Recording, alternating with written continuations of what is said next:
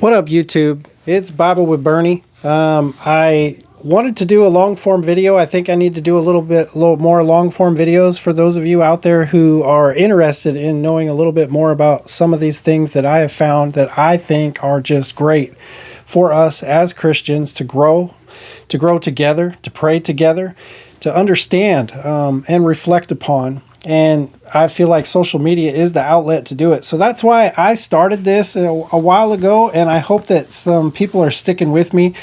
With these long form videos, my camera's a little different, but it allows me to be a little bit more candid with you guys, because I be trying really hard to smash these in 3 minutes to just do shorts, and it's harder than I thought, and it's a lot of work.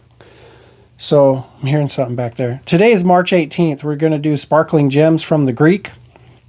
I've got a couple of videos out there, and if these start to take some traction, there are other things that I would love to share with you. So I encourage you to share my content, even if it's just a short. Let's see if Bible with Bernie can go somewhere. My community, I believe you're there. I believe you're praying for me.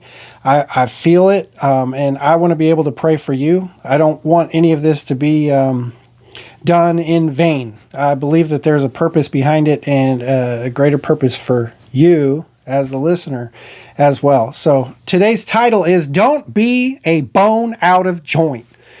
And the scripture is 1 Timothy 1, verse 6. From which some, having swerved, have turned aside unto vain jangling. Let's read. Have you ever been in a situation where you found it hard to submit graciously to the orders of the person in authority over you? Maybe you thought that the orders were unfair, or that you had a better idea. Or can you think of a moment when a fellow employee, staff member, or volunteer came so obstinate, disagreeable, or uncooperative that it made everyone else feel uneasy? We've probably all had experiences in which one person's belligerence caused us and those around us to feel ill at ease. This uneasy circumstance is particularly awkward when everyone else is in agreement and willing to do what is being asked, but one person decides to defy those in authority. Refusing to budge, unwilling to give an inch, this kind of person can put the entire group and project on hold because a stubborn, quarrelsome, provoking, pig-headed attitude stalemates everything. Can you think of a person you know who acts like this? Have you ever been that person I'm describing? Can you remember an instance when you were the one that acted like a bone out of joint with the rest of the team? Today I want us to look at the phrase, a bone out of joint, and see what it means. I'm taking this phrase from 1 Timothy 1:6, so let's go there first to see how Paul used it and how it applies to you and me today. When the book of 1 Timothy was written, young Timothy had only recently stepped into the position of senior pastor. In the early months of his pastoral ministry, he was simultaneously enjoying phenomenal successes and huge challenges. The successes had to do with the growth his church was experiencing.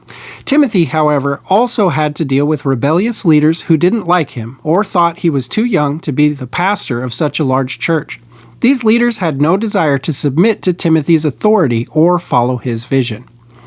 The attitudes of these argumentative leaders became so rank that Paul wrote to Timothy about this problem. Referring to the belligerent people under Timothy's authority, Paul said, from which having swerved have turned aside into vain jangling. I want you to especially pay close attention to the words turned aside. These words come from the Greek word Ektrepō, Ektrepō, which means to turn or to twist. This word also a medical term used in the medical world to denote a bone that had slipped out of joint.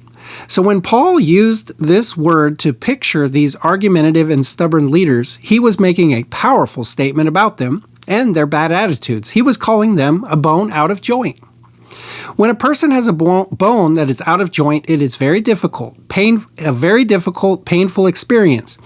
Although that bone is still located inside his body and isn't broken, it isn't properly connected. Therefore, it becomes a major source of pain and irritation, sending signals of pain throughout the entire body.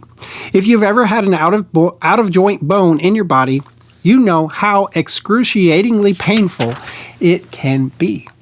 Nearly every movement of the body is affected as that out-of-joint bone screams misery throughout your entire central nervous system. That is exactly the image Paul had in mind when he used the word Ektrepō to describe the unruly, difficult church members Timothy was trying to work with. Although these people were saved and valuable to God, they had become a source of pain and irritation to the pastor and ultimately to the entire church because of their rebellious attitude and refusal to cooperate. The strife they had caused in the church was a distraction that pulled Timothy from what he needed to be doing, constantly demanding that he try to bring peace. All these problems resulted from the rebellious attitudes of a few people who didn't want to follow the senior leadership of the Ephesian church. In the end, they became out of joint, not only with their pastor, but with the entire congregation. Paul's words in 1 Timothy 1:6 could be interpreted, "Some among you have become like a bone out of joint, a source of real pain and irritation to the whole body." A sincere act of repentance can snap out-of-joint people back into their rightful place so they can begin to function properly and become productive members of the church. But no one can make them repent and get their attitude right. It's a decision only they have the power to make. Once they make this decision, they can again become a benefit and a joy to everyone around them.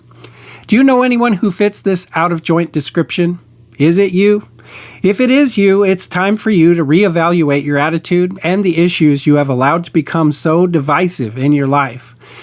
Are these issues really so important that you should let them make you a thorn in the side of everyone else in the group? Is it possible that you've allowed the enemy to use you to bring division?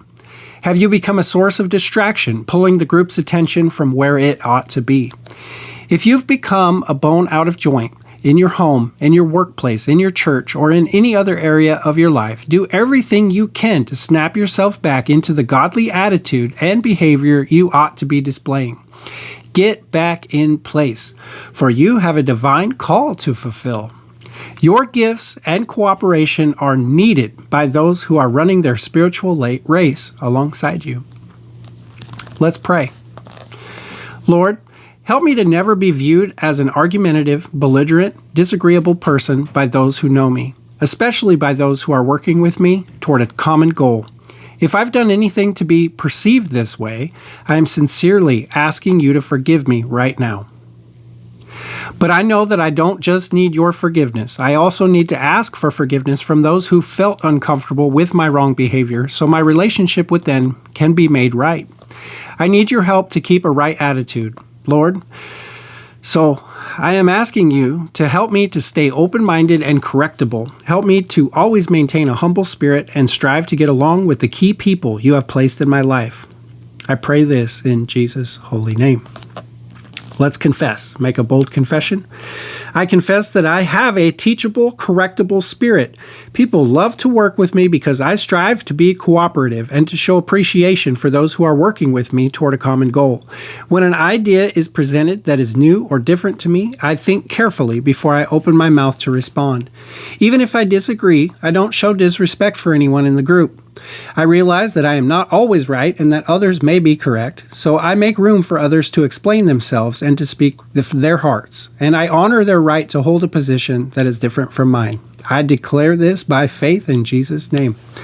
Some things for us to consider. Can you recall an experience when you were in a group where someone's belligerent attitude made someone feel uneasy? What did you learn from that experience?